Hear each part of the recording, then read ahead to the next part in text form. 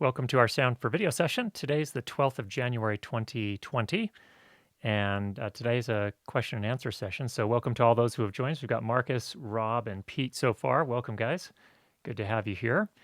I'm going to go ahead and dive right into the questions today, and the first one actually is from you, Rob. So we'll start with yours since you're here. um, Rob wrote, I would love to know what was the biggest field recording screw up you made that you were able to recover in post, how you fixed it, and what you did afterwards to make sure you never made that fumble again. That's a good question. It actually turns out that it wasn't something that required post work. It was something that made the production day different than anticipated. And the thing that I screwed up on, it was one of my early jobs, and this is before I had a checklist, a packing checklist, and I completely forgot to pack my kit that has all the tapes and moleskin and the scissors and everything to hide lavalier microphones. Now, fortunately, I got really, really lucky because this piece, it turned out we didn't end up needing wireless mics by a fluke. So I ended up booming all day long. So fortunately, it wasn't catastrophic, but the lesson I learned from that was I needed a packing list, and I needed to actually check that packing list. In fact, I had a piece that we worked on at my day job just earlier this week, and I packed everything, and I thought, should I check my checklist? And sure enough, I said, okay, I better check my checklist or I'll regret it. So I did, and this was actually going to be a screencast piece, so I didn't need any camera gear, but just audio gear and sound blankets and some C-stands and so on and so forth. So turns out, as I was checking my checklist, I realized, oh, I forgot my microphone. So that would have been catastrophic. So it's just, there's so much going on production days. It's just really important to give yourself that insurance. If it's good enough for an airplane pilot to have a checklist, it's good enough for a production sound mixer. So that was the lesson that I learned there. Fortunately, so on this last piece I worked on fairly recently, I was using a new boom pole, and I was using a different shock mount than I typically use. It was a Rycote shock mount, but it was one of the shock mounts that, in fact, let me grab it just one second.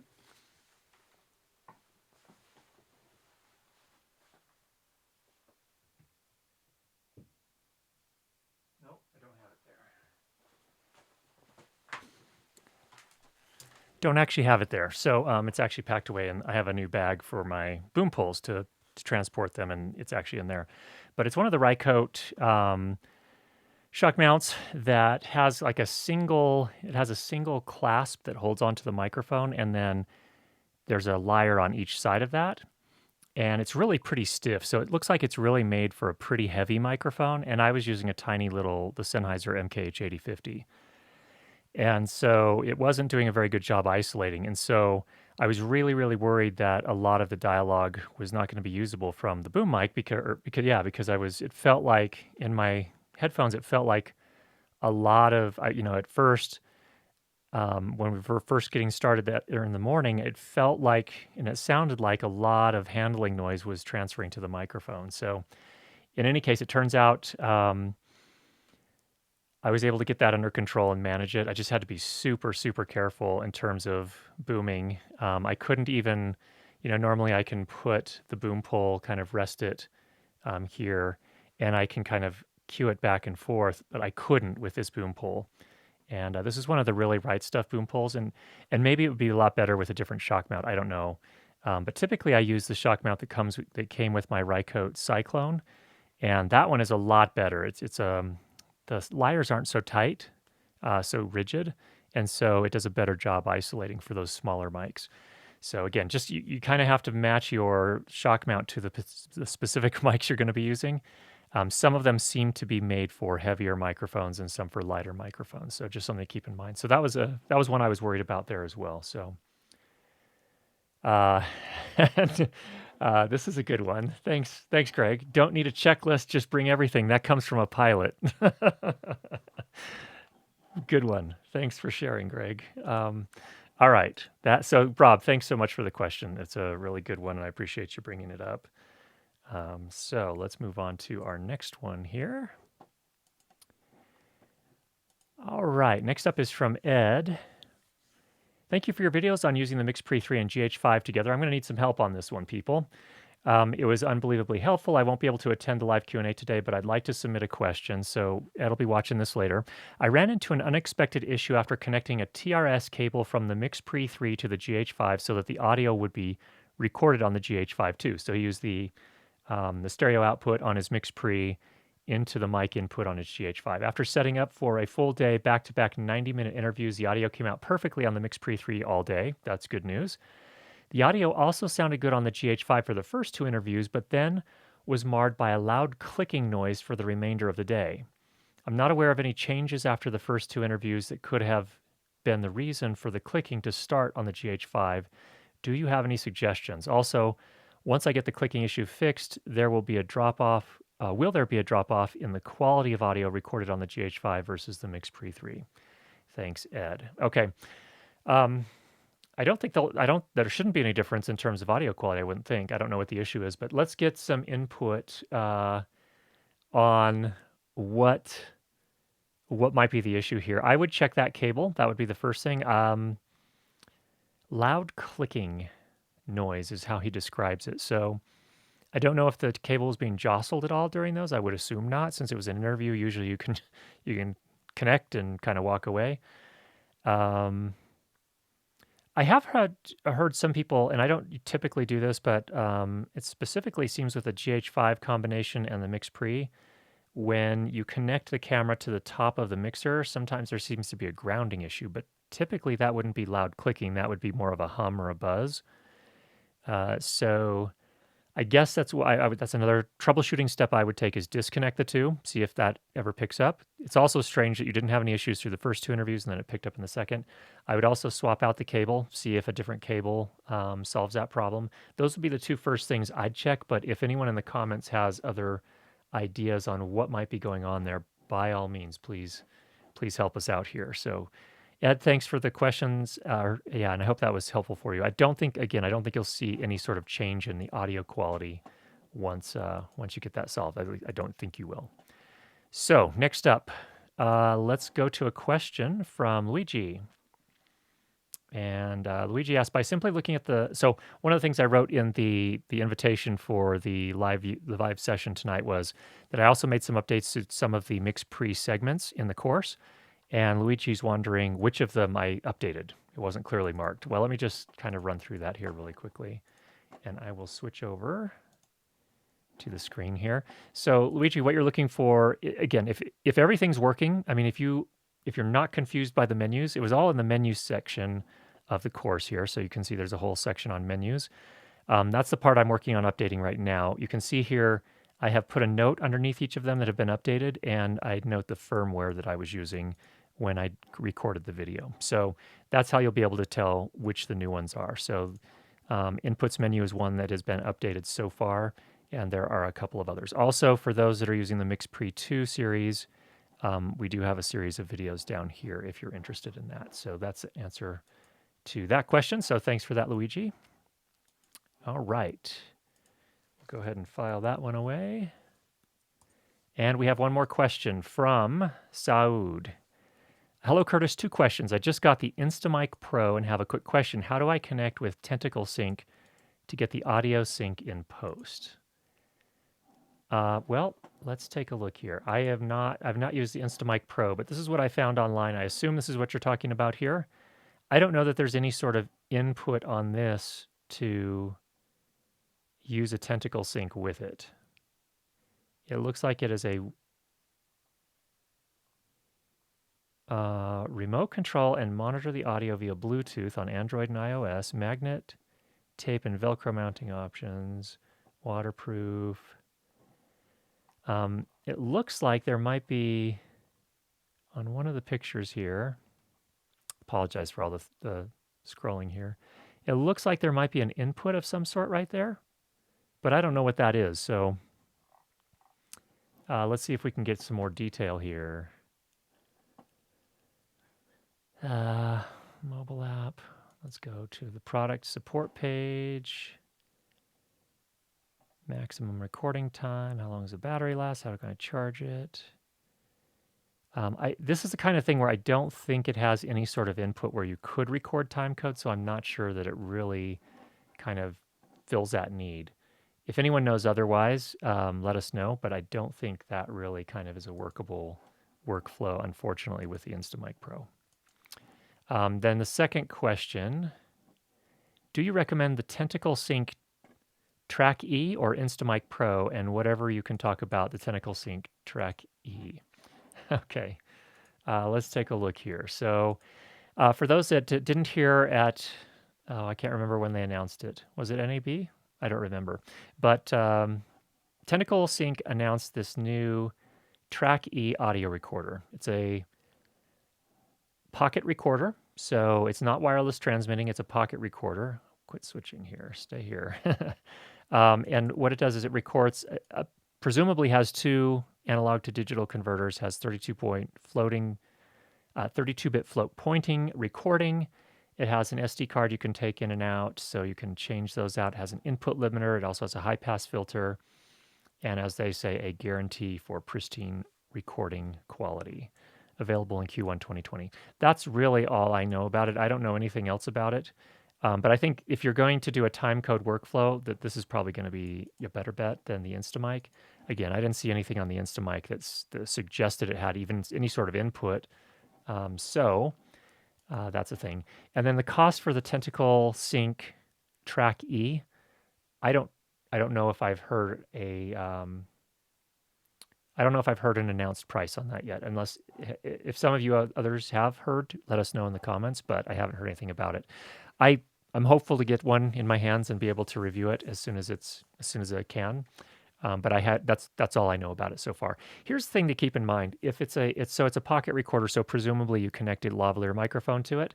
If you look at the specs on most lavalier microphones, you have to keep in mind that the dynamic range on lavalier microphones generally isn't as wide as it is on, like a small diaphragm condenser mic, a cardioid, or a shotgun microphone. So you're going to probably be dynamic range limited by your microphone, or if you buy a really nice one, a really expensive, high quality one, then you might be able to get a little bit larger dynamic range. I think a lot of the really good, even the DPAs, I think a lot of times are spec'd at 110 dB of dynamic range. So that's going to be kind of the bottleneck, if you will.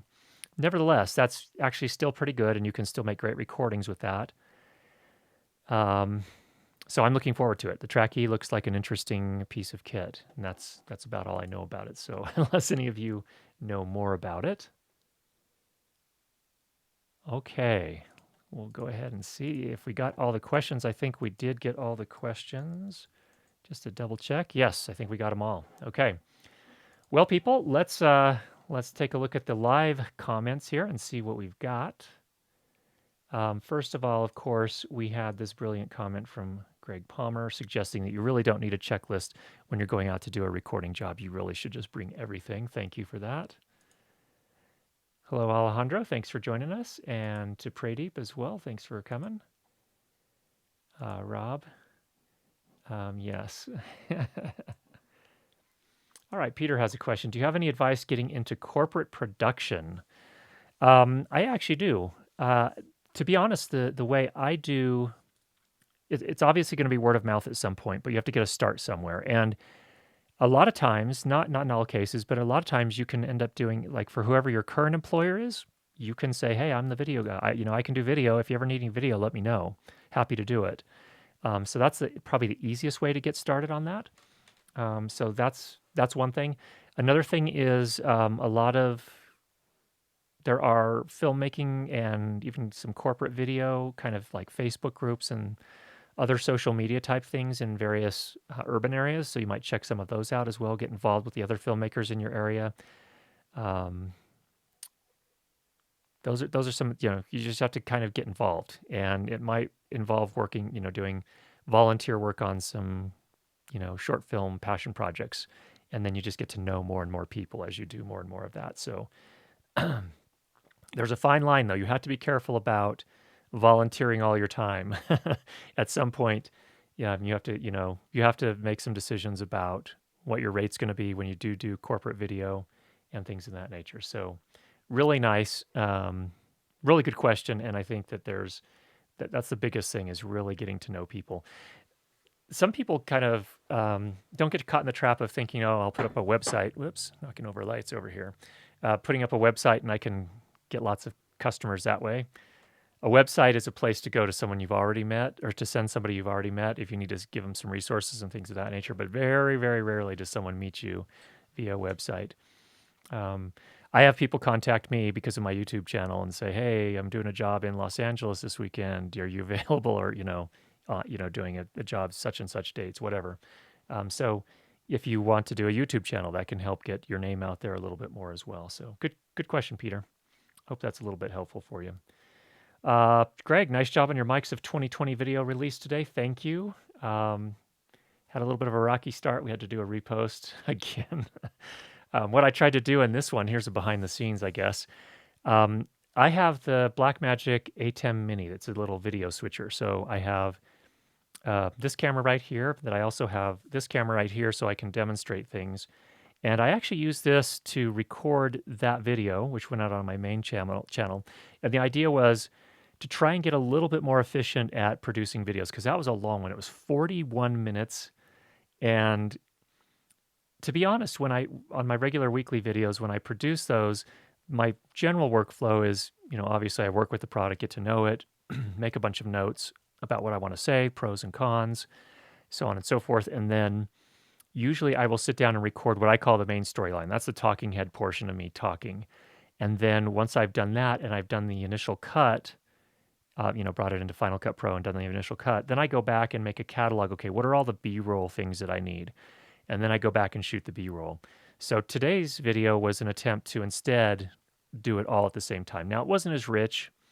When you're doing like a live demonstration, and you're just showing stuff here, I mean, it's okay, but it's not quite the same as a more produced piece where, you're focused 100% on the main storyline when you're shooting that, and then you're focused on making B-roll that's, really kind of illustrative, that shows the product in a lot of detail, maybe in use during some situations, whatever the case may be. So this was an attempt to try that, and I ran into some frame rate issues. The A10 Mini tries to do some clever things to get all of the cameras working at the same frame rate, and they were all set at the same frame rate. They were all set to true 24, not 23976, but true 24. But the recording software is the part I need to work on. Ecamm Live is great, and that's what we're using here for this live stream. And you can actually also just record with it without streaming, and that's what I used. But it has this kind of, I wonder if I can show this. I bet you I can. We'll come back in here. Actually, we'll minimize that. Let's go into the preferences here. I don't know if this is showing. No, it won't show that. Sorry about that. But in any case, in the preferences, on the video tab, you get very few. Actually, it's the stream. It's the stream tab. You get to choose your frame rate. And it says 24 frames per second. And what's not clear to me is that true 24 frames per second, or is that 23.976? But it seems to be saving it. And when you go look at the file, it says 24 frames per second, but it's looking a little bit choppy. And then what I did, and what I also didn't realize is, so I did the recording in Ecamm Live, saved an MP4 file, which is not the highest quality file there is, but, again, just exploring, trying to find a better way, a better workflow.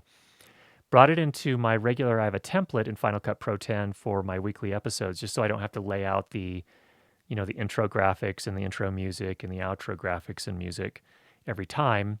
And so I brought it into that and got everything set up. Normally I shoot in 23.976 on my cameras. Well, I didn't change the frame rate for the project. So I dropped 24 frames per second video into a 23.976 project. And it all seemed fine when I was working on my computer. And then when I uploaded it, I try to check the videos right as soon as they go live. And the audio was way out of sync, way out of sync.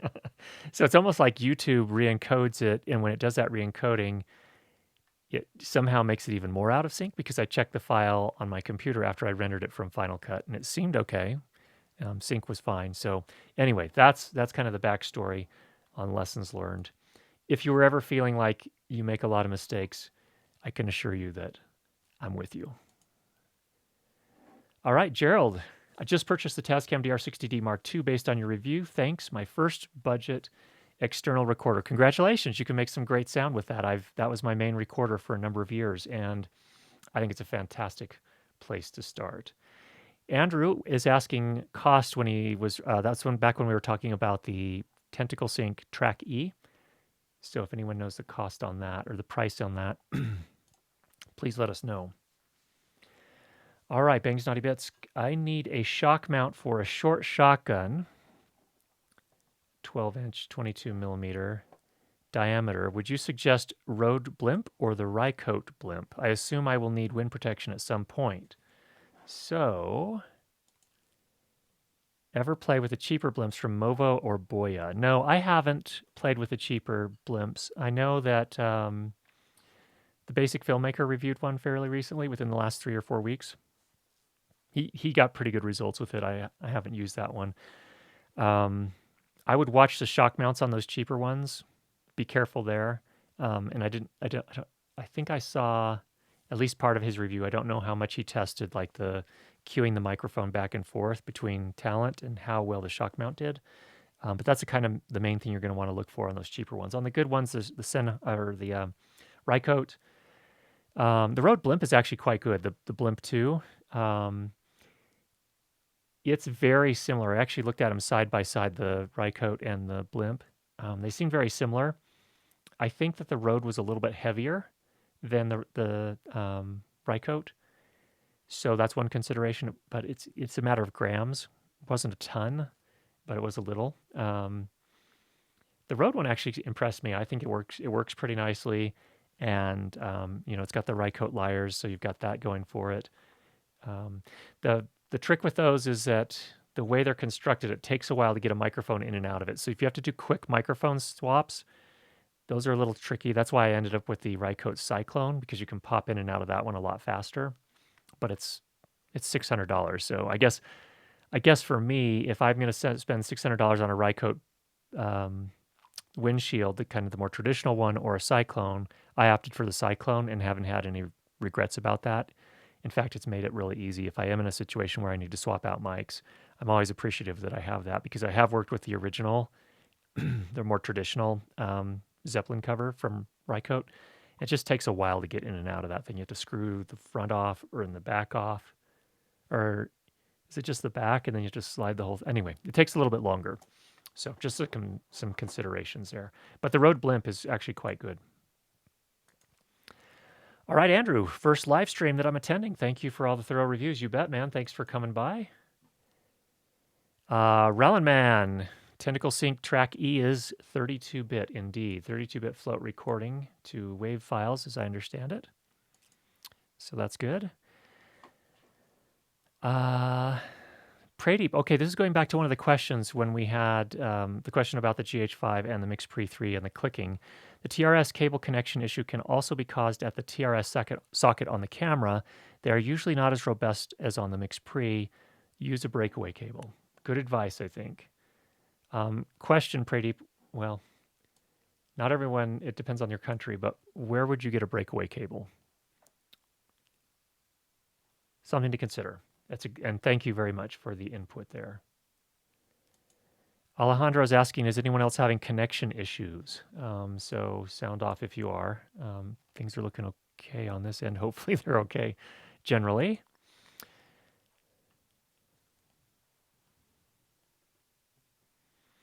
Oh, Greg, the interesting idea here. So Greg talks about using the Track E as a backup recorder to put in your bag to record a mix track. Yeah, I think for me, if when I'm doing a sound job a paid sound job, a pocket recorder like the Track E or the Electrosonics, what do they call? I don't remember what they call theirs, but there have been several. The Tascam DR-10 models, so on and so forth. They're a low-cost solution if you can't invest thousands in wireless gear. But when I'm doing a paid job, a freelance job, to me, those become backups to my wireless. So if something's not going well with wireless and we can't get it sorted and we need to keep the production moving, I might slap one of those on there. I don't actually own one presently, but that's kind of my thinking. But Greg brings up some interesting ideas too. Could potentially use it as a backup recorder to put in your bag to record a mix track from your mixer, which is an interesting idea. Good one there.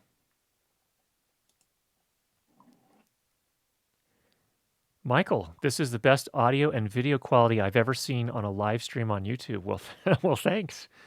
I'm really pleased to hear that. That's fantastic news. And then Pradeep continues here to avoid disconnecting the cable frequently and taxing the connector.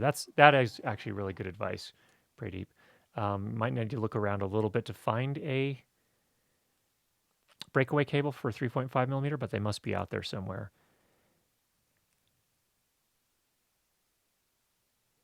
And you've had issues with a particular Canon DSLR with regards to the cable issues. Okay, good to know. Daniel, greetings from Norway. Thanks for joining us, man. It's 4 a.m., but I wanted to be able to check in. Wow, that's commitment. Thank you so much, Daniel. I hope you have a good Monday. You got a nice early start for sure. So thanks so much for joining us. Okay, moving on here. Rashad. Newbie question. If I'm mostly filming outdoors, about 90%, is it best to just get a mic that works for that use case and try to make it work if I end up outside? Or should I split my budget for 2 different mics? Let's get everyone's input on that has an opinion on that. If you're filming mostly indoors, well, let me just say this. This whole distinction between shotgun microphones and like the pencil condenser microphones, or some people call them small diaphragm condensers or cardioids or whatever you want to call them, kind of the indoor versus outdoor boom microphones.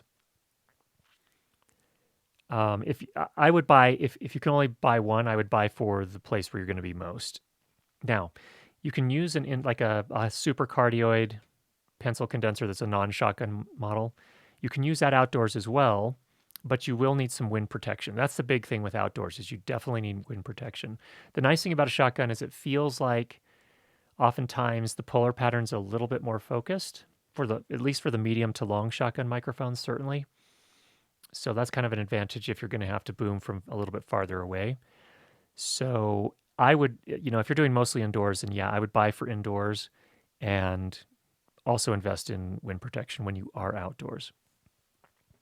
That would be my advice, but you can split it for 2 different mics if you want to do it. I don't know what kind of budget you're working with there, but like if you're working with a budget of $200, that's going to be tough to buy 2 different mics. But if you're working with a larger budget, say 500, or even if it was 500, I wouldn't. If you didn't see the boom microphone video we did over on my Curtis Judd channel earlier today, take a look at that and kind of get a sense there. There are these definite price thresholds where you'll start to see a pretty big difference in terms of audio quality and other features that are relevant for location mixers and production mixers. So I would take a look at that and kind of find what you're looking for. But I would probably go for an indoor microphone, a non-shotgun microphone. That's my thought. All right, Alejandro's back with us. Thank you for joining us back again, Peter. Could you please cover how to decide on rates? I always find this difficult as I'm not a beginner nor a full-time pro. No, that makes sense. If you can, do a little bit of recon work, figure out what other people are charging. Also, you got to figure out what kind of jobs you're looking for and what kind of clients you're aiming for. That'll make a difference as well, of course. So those are factors. And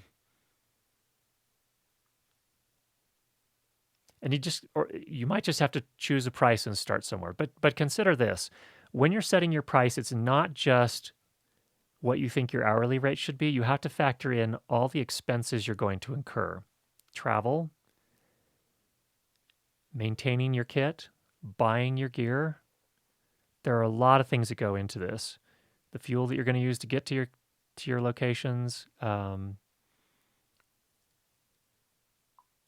the prep time. I mean, all these things kind of factor in. And so you really need to kind of take into account all of those things, because sometimes people will go, well, I'm going to give my clients a really, really good rate. And so they'll love me and they'll want to hire me again. Well, you may find at some point yourself very frustrated because you're finding, well, dude, I'm not really making that much money because basically all the money's getting reinvested just to kind of build out my kit or something of that nature. So you have to take those things into consideration. So it's going to depend on the market too. If you're in a bigger metropolitan area where there's a lot, a bigger market of potential clients,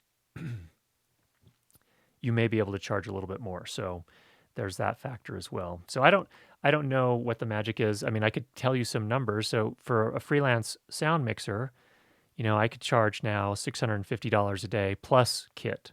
So I have a separate charge for my kit. You could actually do that for corporate video as well. Have a separate kind of flat fee for a kit per day. And that is to help pay for maintenance on your cameras and purchase of new gear, because you're going to have to buy new gear. If you do this on a long-term basis, you're going to have to upgrade your cameras at some point, potentially. And, things break, cameras stop working. So there's just a lot of things you want to take into account there. But I would definitely, it can help to kind of break things out into a kit rental for all the gear separate from your hourly rate. That's another thing to consider. One other thing to consider, if you are going to volunteer your efforts, I've done jobs before where I just charged my kit because we were working on a contest film, like a short film for a contest, and the overall production didn't have a huge budget. It had a budget of like $2,000. So I just charged for my kit.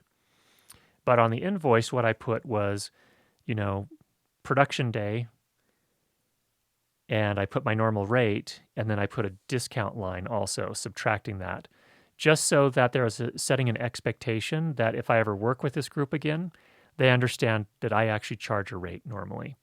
And so we won't have to have a big argument or this awkwardness around renegotiating rates at some point. So that's another technique you can use to help if you are going to do any sort of kind of freebies or anything of that nature. So thanks for the question, Peter. All right, next up. Ecamm's support is great. I emailed them when I found a bug in call recorder and I got a solid, intelligent response. Very satisfied. Actually, I agree 100%. So I got the Blackmagic A10 Mini right around Christmas time, so end of December, and Ecamm Live was not recognizing the audio output from the A10 Mini. There's this drop-down box where you have these audio meters, and you have to select what you're going to use as your audio source for each different scene. Wasn't recognizing it, and I was like spent hours trying to figure out how to get this to work. So I finally contacted their support and said, "Hey, what's going on here?" And they said, "Hey, can you do I guess in Ecamm Live, there's this. You can basically send them kind of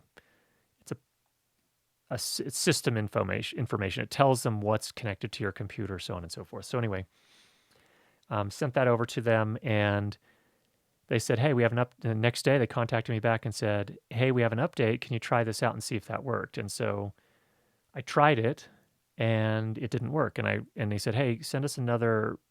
Okay, that's good. Thanks for testing that. I think we almost have it. If you can send us another system profile. So we did that, and next day another release, and it worked, which was amazing. That's amazing support. So I completely agree. Ecamm, whatever the name of the company is it Ecamm? I guess it's really good. All right, Dan. What do you think about the Sanken C1 short shotgun? Is it true hypercardioid? Well, I don't know. I don't know that microphone. Let's take a look at it, though. Sanken C1.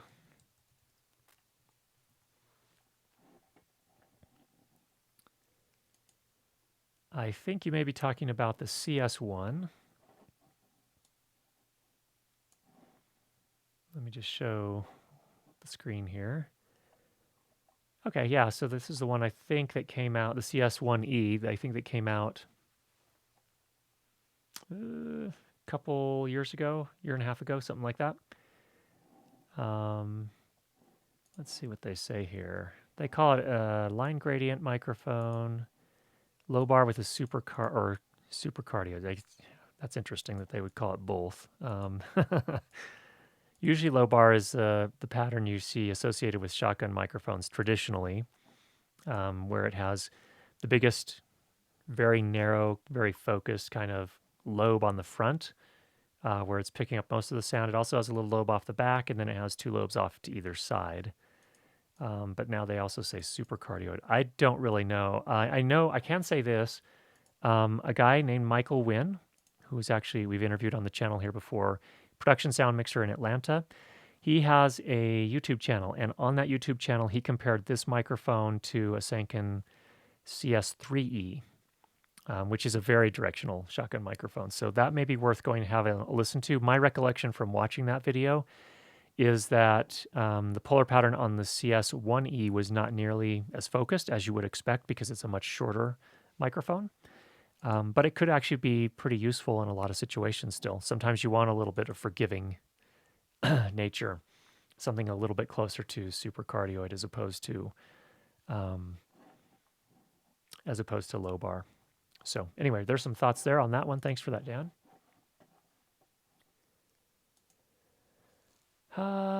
Alejandro, what kind of shark fin antennas are you currently using? I'm also wondering when your thoughts are on the new Betso bow tie. I think great for some of us that still work from a bag. Yeah, Alejandro, I think thanks for bringing that up. I have I actually have some PSC shark fin antennas right now, but I'm not using them. Typically, I'm just getting to the point where I'm going to start doing more, hopefully, cart jobs where I will put those to use. But up until now, I have not been using them. They're just the old. I can grab them. Give me just a sec here. But before I do that, let's go to Gotham Sound here, and let's get the bow tie. See if we can pull those up here. Yeah, here we go. The Betso bow tie wideband antenna. Let me just put that on the screen here so you guys can see that. So this is what we're talking about here. I will be right back with my antennas.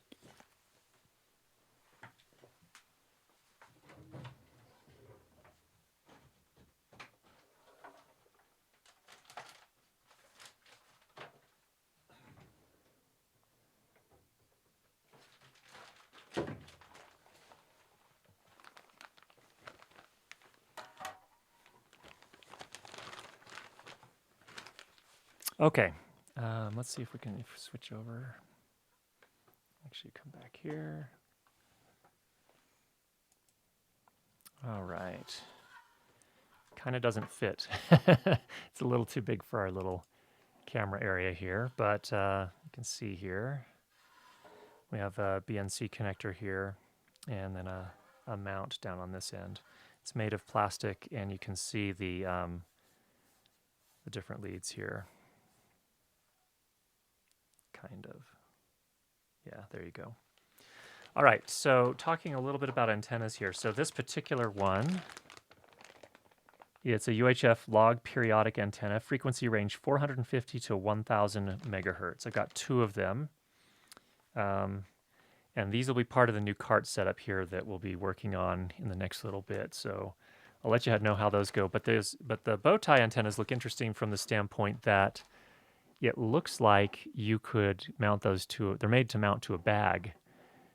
So they're a little bit easier in the bag situation. You can see here where they have them mounted just sticking out this way. So interesting there. So this is this has a 700 megahertz low pass filter, omnidirectional antenna, and it has the holder for the bag as well. Kind of interesting. Wideband, so 470 to 700 megahertz.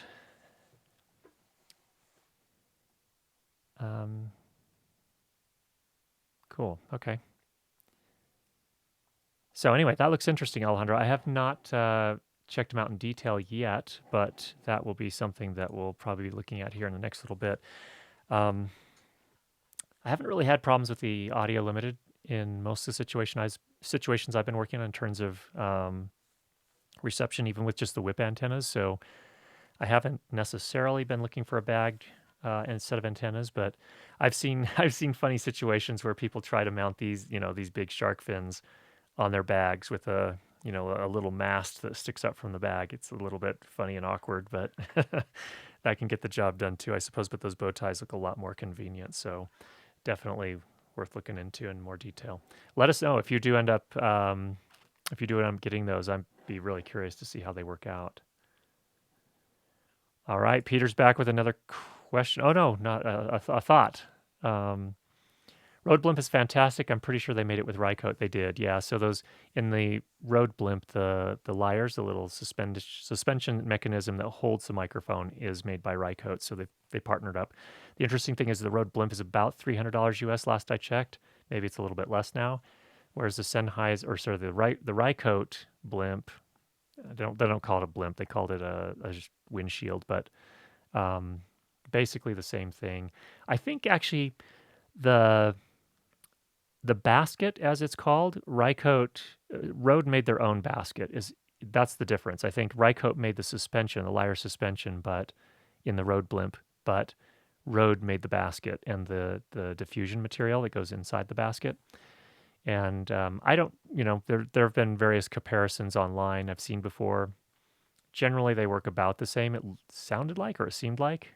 Maybe the Rycote's a little bit better in some situations. I don't know, but definitely worth looking into. So thanks for that, Peter.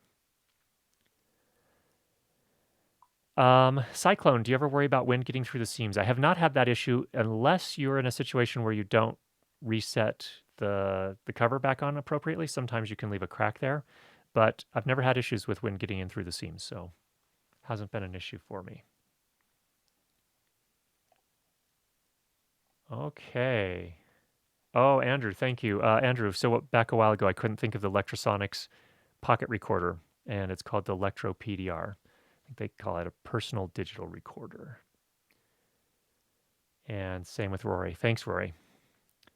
And Slav Guns has joined us. Thanks for joining us. Alejandro, the Rycote Windshield Super Shield is also a great option. I bought mine after getting a suggestion from Matt Price from Sound Rolling. Very good. Rycote Super Shield. Let's take a look at that. Super Shield. Two results. Okay. Interesting. So the Rycote Super Shield, we're going to just focus in on that. That runs about $350. So looks like they have a lower cost option now as well. This is for microphones up to 200 millimeters, so 20 centimeters. So relatively for small microphones generally.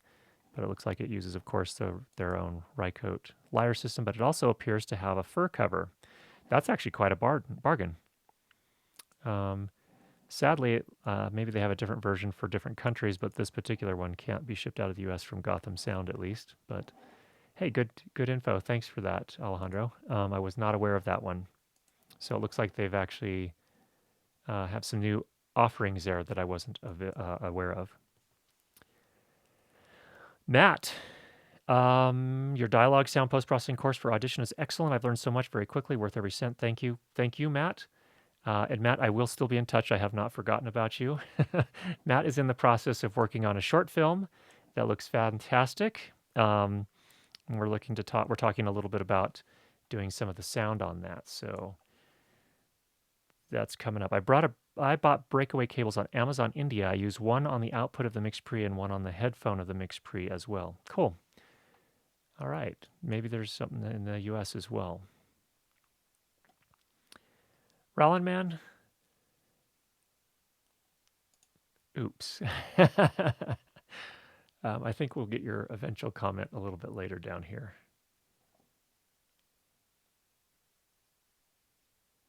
All right, let's go back here.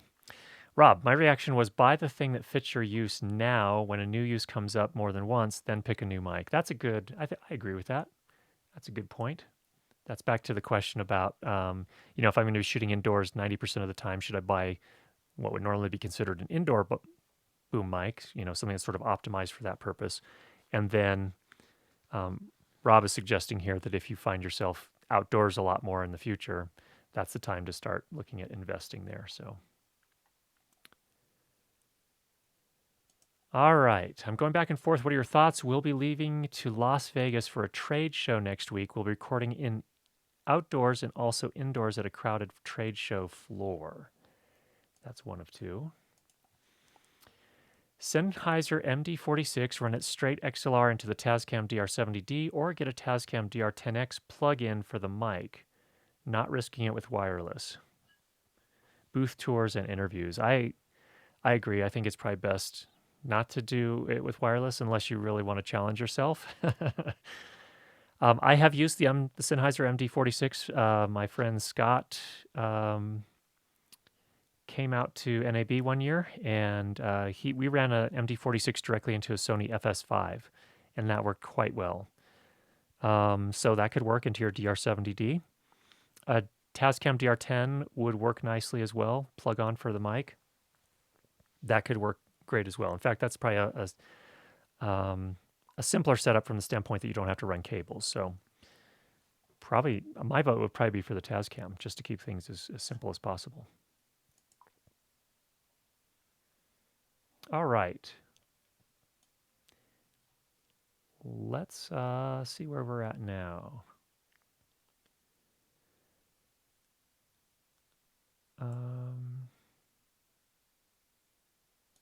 Here we go. For Peter, add up your costs and add up your desired profit.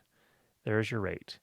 The trick is finding all your costs. I think a lot of us forget costs when we first do that. So be sure that you kind of think it through. There are a lot of costs, and be generous, and remember, you have a lot of responsibilities you have to take care of. So it's not just your gear. It's not just your time. It's more than that.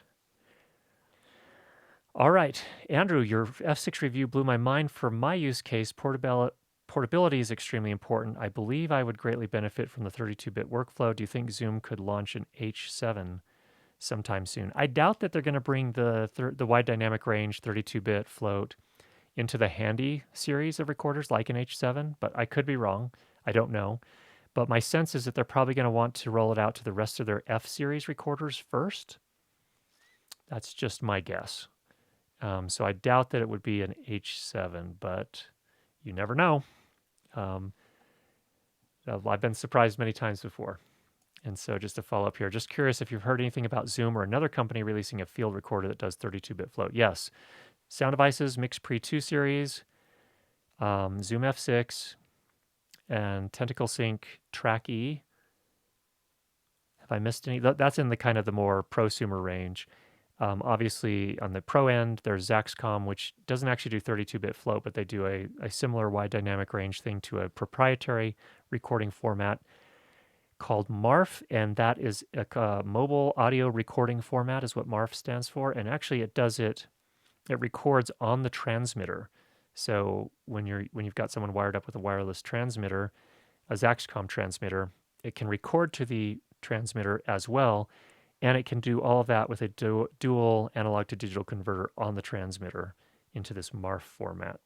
In addition to that, of course, it will also send that wirelessly. So that's one of the solutions that's been around a little bit longer, but it's a lot more expensive. So we're talking about you need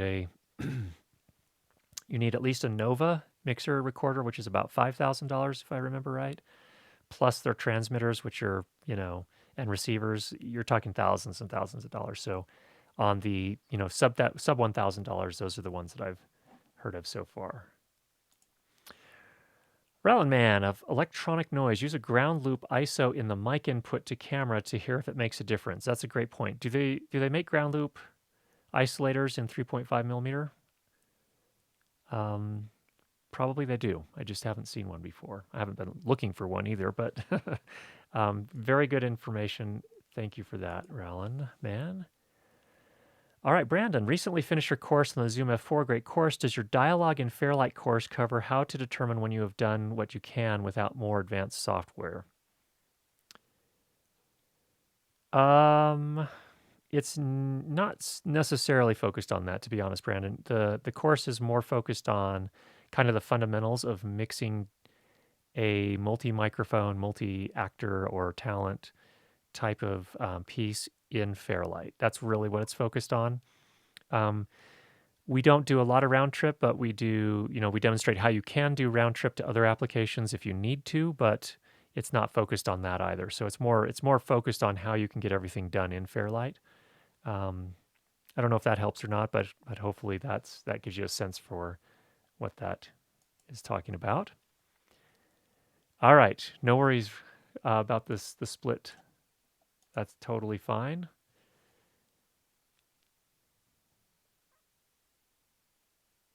Oh, okay, so this is talking about the Tentacle Sync Track E will be about the same as the Tentacle Sync, maybe $289 US. That'd be a great price for something like that. Very fair. Oh, okay, and now we're back to Peter Cho's question about invoicing. Rob does the same thing for drone work. The invoice always shows the rate, then discounted. So that's a good strategy to use across the board, I think. It's important that you value your time so your customers will too. And Greg says, I don't think bow tie is directional like a shark fin. Okay, so that's important to know. There's a lot to know when you get into the world of those larger antennas. There's a lot more. You need to understand the engineering behind it and what the limitations are. So thanks for that, Greg. All right. Alejandro has a follow-up question on the bow tie antenna. Do you think it'll still be possible to use them in a cart situation? For the price point, it looks like a great buy. Well, I don't know what the implications are. Again, in terms of the directionality, this is not something I've researched yet or used a lot. So be interested to see what other people have to say about that. All right. Andrew Jones is considering getting the Deity Connect. Why spend 10 times more on electrosonics when the band I buy could become obsolete? It seems like such an absurd scenario to be put in. Your thoughts? Well, no, I definitely see your thinking there, Andrew. And the funny thing is, you have the same name as the guy at Deity Microphones. So here's the thing. The Deity Connect is a 2.4 gigahertz system. 2.4 gigahertz, and the Deity Connect is one of the better ones that I've used out there. I will definitely say that. I'm not aware of any professional wireless systems that work in that frequency range, and there's a reason for that. That frequency range is really tough. A lot can happen, and I just don't seem to get the range out of them. I get a lot more dropouts. Even if you're working in an area that doesn't have a lot of Wi-Fi activity, it's sharing that same bandwidth. And indoors, it does okay, but as soon as you get outdoors, my experience has been it is not something that I would rely on if I'm doing a paid job. Now, if you're just shooting YouTube passion, videos or passion projects and things of that nature, and doing a retake is okay, that's fine. But if you're doing paid jobs, I personally would not probably rely on one of those systems. I will say this, I'm hopeful that someday Deity will release something like the Deity Connect, but that transmits in the UHF frequency ranges.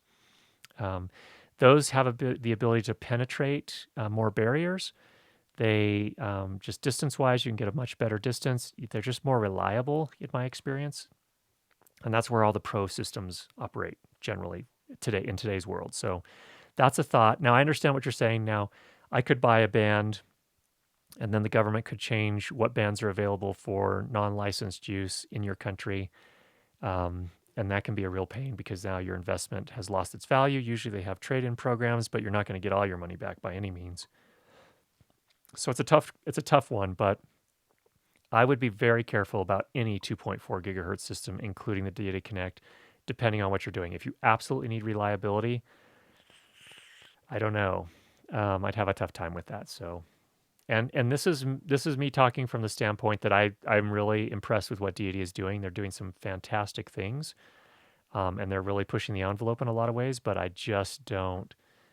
That's a tough one, and maybe you'll have to fashion some sort of antenna or something like that. But in any way, some thoughts there. Andrew Clark, is anyone here going to be at NAMM, which is a show that's focused on a lot of audio gear? I think a lot of it's actually aimed at musicians, but there's audio gear manufacturers from around the world there. You'll see a lot of the big ones, plus a lot of small ones.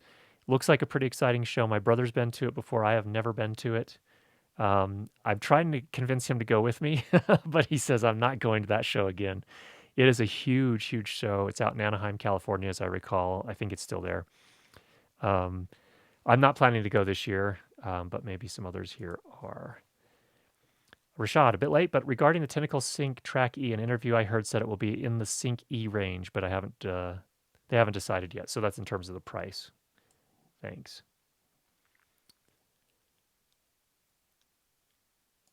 Andrew says something in the $1,000 range is the general range I'm looking for. Thanks for taking the time to answer. Yeah, that's where I would probably look at a Sony or a Sennheiser wireless system instead, to be honest. Personal preference. If that. All right.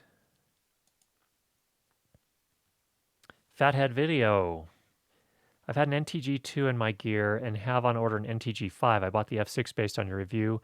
I'm an indie filmmaker and made an entry for the Light This Location. Congratulations. An accomplishment. Now heading to make documentaries and other shorts and full films this year, which some are right now in pre-production. Where, if any, do you see use for the NTG2? Well, if you've got an NTG5 on order, an NTG2 makes a great backup boom.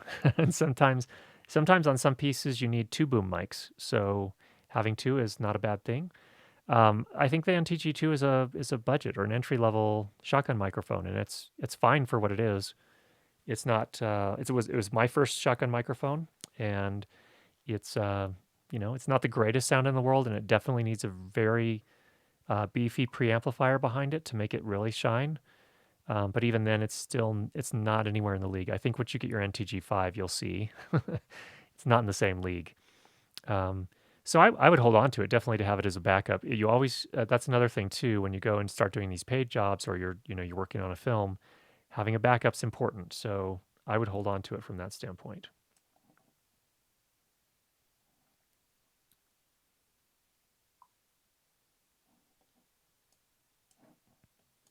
And here's a thought. Even Andrew told me not to use it in crowded places. That's Andrew Jones from Deity Microphones. Yeah, there are definitely some limitations on that system.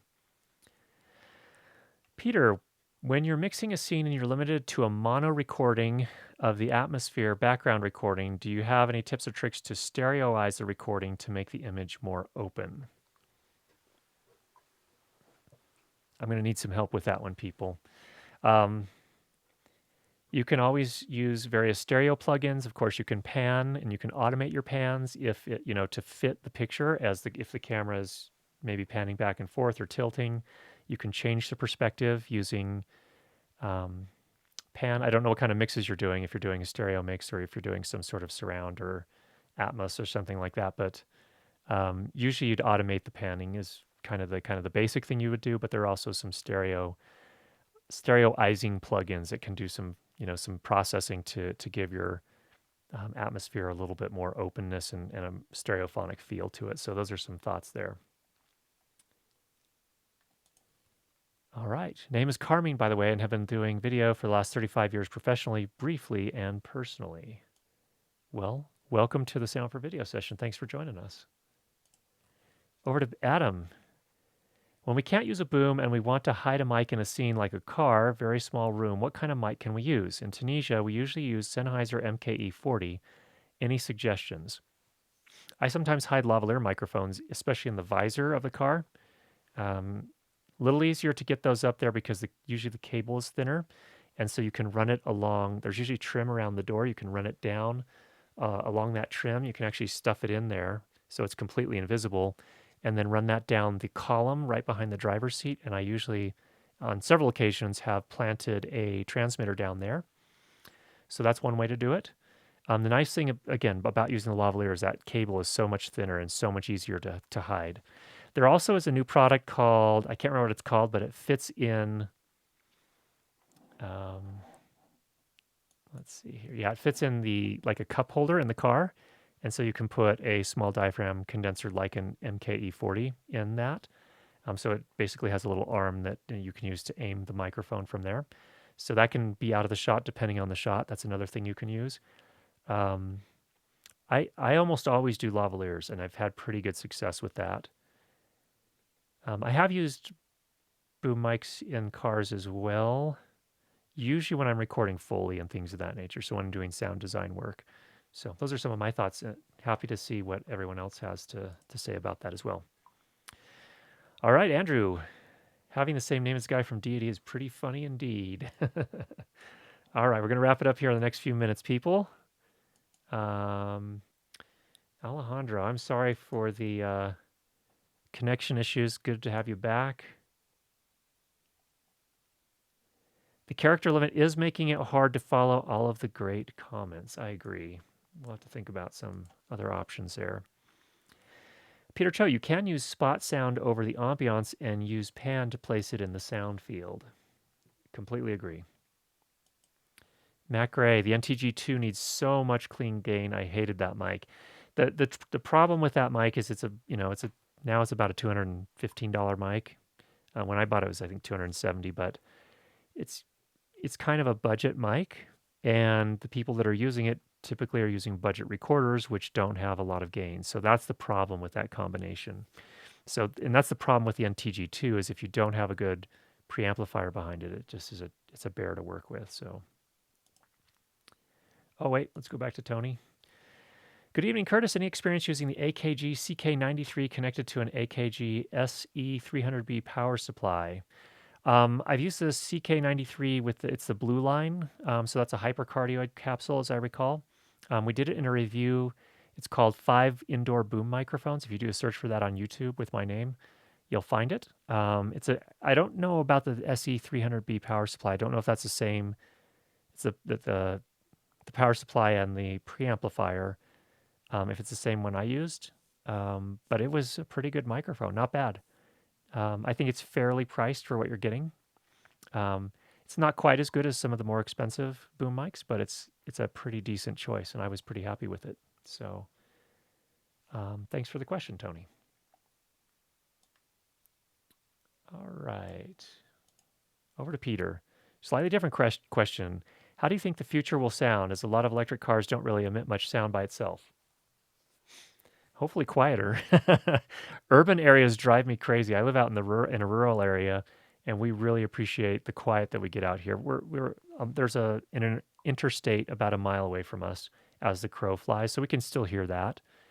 But man, I go into urban areas sometimes, and I'm just like New York City, Manhattan, ugh, drives me crazy. I don't understand how people live there. But we could use much more quiet in this world. Um, as for electric cars, I actually drive an electric car, and they are definitely quieter. I understand in the United States they're going to have a requirement that when they're going under a certain speed limit from now on, they're going to have to emit some noise just so that for safety reasons, so that pedestrians can hear them coming. Because I know definitely, and there have been a few times I've been in a parking lot where I was just walking, and then like once the car's nearly on top of me, I finally hear it. So I think that'll make some some differences. What's interesting about riding in an electric car, a lot of cars over the years, especially in the last 10, 15 years, I think the manufacturers have gotten to a point where, and just for even standard cars, where they've done better at insulating the cabin of the car from road noise and from engine noise. They've gotten pretty quiet. And so when I got my electric car, I wasn't disappointed, but I was like, oh, okay, a lot of the noise I'm still hearing, and I'm still hearing plenty of noise.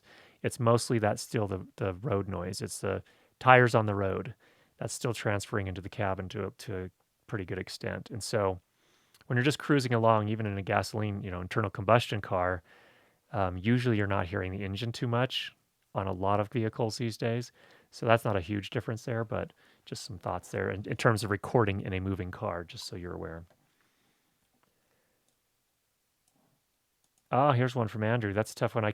I often use a stereo expander in Audition, but haven't ever had a use case for a mono track. Okay.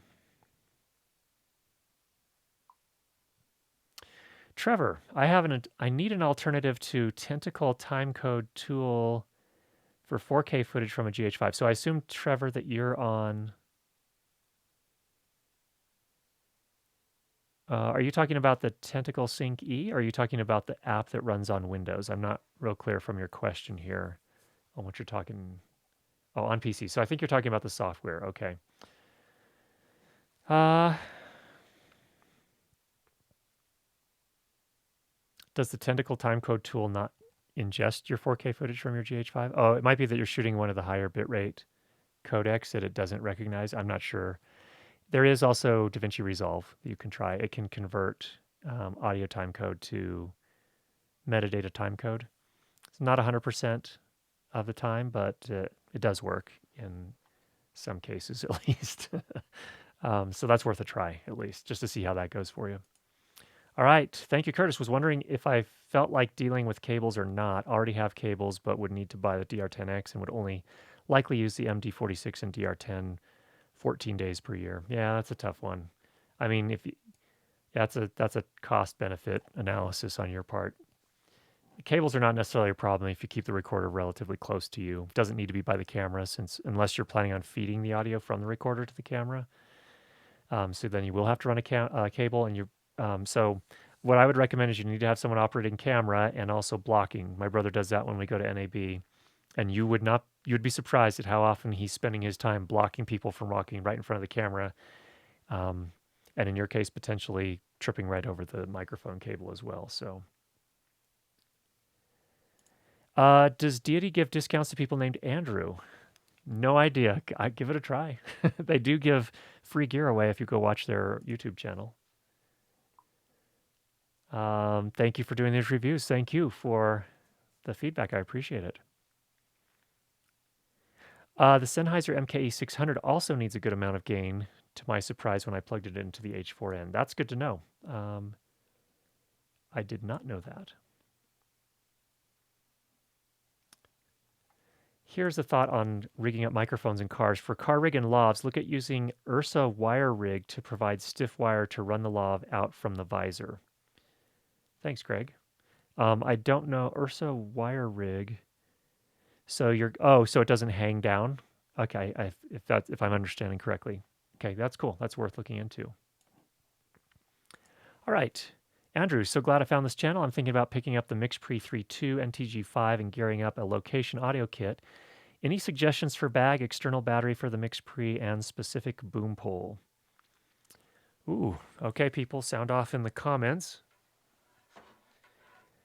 On the MixPre 3.2, I have used this Anchor. Oh, wait, I can show this down here because we have this now. I got to get used to this. This is called the Power Core, the Anchor Power Core. 21,600 or something like that. But I just got this from Amazon.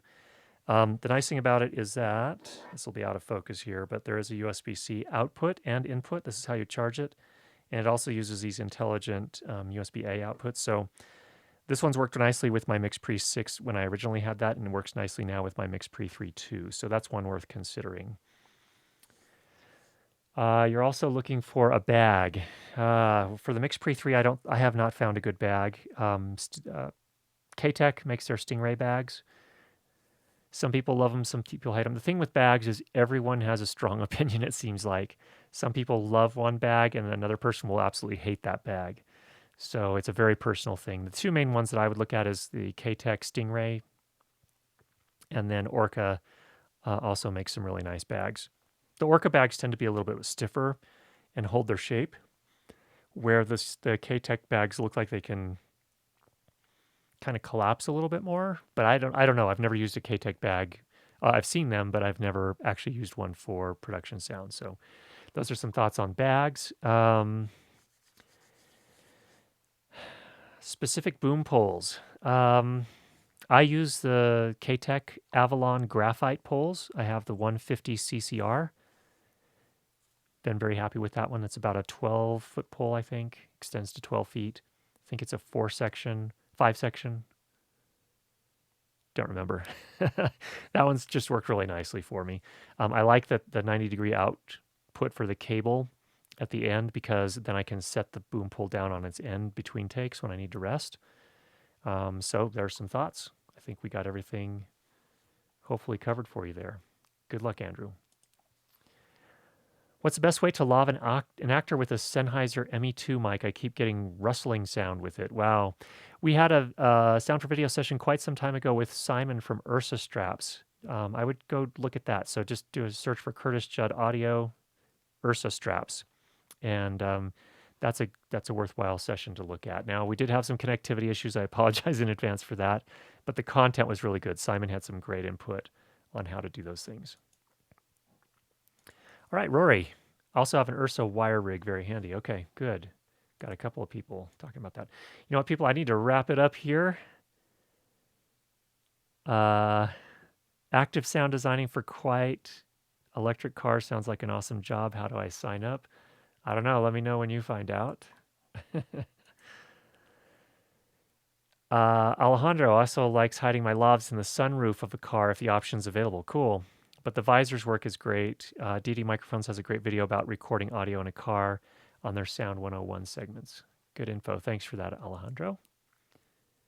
Alex Knickerbocker also has some great videos about mic placement. Good. Yep. He's a good resource, mostly a posts guy, sound post, but he's also done some videos on hiding lavs. About traffic sounds, you'll find it tough in India then. We through traffic noise, and then we have our kind of road music called the klaxon cacophony besides. Oh, yeah, I'd have a rough time in India. I've not been yet, but yes. Okay, two of your minions helping can help block traffic, hopefully. Oh, Rory, so Gotham Sound had a long video on how sound was done for comedians in cars having coffee. I do remember seeing that, actually. Thanks for bringing that up, Rory. Good resource there.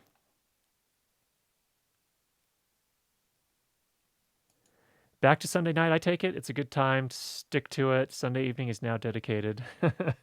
We're gonna not always do Sunday night. We did Sunday at noon, I think. Was it last Sunday? Probably gonna do some of that in the future too. It's a lot easier for our European friends, so we'll switch back and forth. We'll get a little of each.